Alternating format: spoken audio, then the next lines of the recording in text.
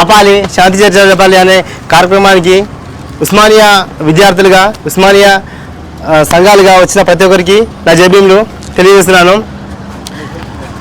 మావోయిస్టులతో శాంతి జరపాలి, మావోయిస్టుల పేరుతో ఆదివాసులను ఎంత ఘోరంగా చంపుతున్న ఆదివాసులకు అండగా నిలబడాలని ఉస్మానియా విద్యార్థులు ఒక ఇనిషియేటివ్ తీసుకొని ఈ ప్రోగ్రాం చేసినందుకు ముందుగా అభినందిస్తున్నాను. బీజేపీ ప్రభుత్వం ముఖ్యంగా చెప్తుంది ఒకటే, మేము ఏది చేసినా దేశం కోసం, ధర్మం కోసం అని చెప్తుంది. అయ్యా, ఒక పక్క మావోయిస్టుల పేరుతో ఆదివాసులను చంపడము ధర్మం అది? మీరు చెప్పే ధర్మం ఇదేనా? మీరు చేసే దేశ రక్షణ ఇదేనా అని చెప్పేసి నేను అడుగుతున్నాను.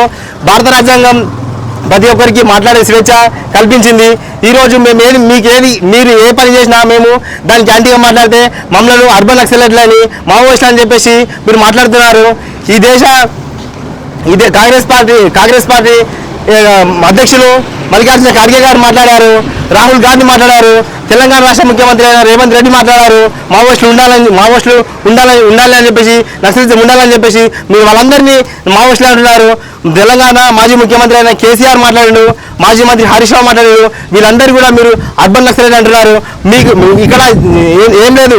బీజేపీ ప్రభుత్వానికి వ్యతిరేకంగా ఎవరు మాట్లాడతారో వాళ్ళందరూ అర్బన్ నక్సలైట్లే, వాళ్ళందరూ మావోయిస్టులు అని చెప్పేసి బీజేపీ ప్రభుత్వం వాళ్ళ మీద ముద్ర వేస్తుంది. మీరే చెప్తున్నారు కదా, మేము మార్చి 26 కల్లా ఈ దేశంలో మావోయిస్టులను, నక్సలిజాన్ని అంతం చేస్తామని. మేమేమంటున్నామంటే అంతకన్నా ముందుగా మార్చి 2026 మార్చి కల్లా ఈ దేశంలో కుల సమస్య పరిష్కరించండి. ఈ దేశంలో అసమానతలు మీరు తొలగండి. ఈ దేశంలో పేదరికం రోజు రోజుకి ఎక్కువైపోతుంది. పేదరికాన్ని నిర్మూలించండి.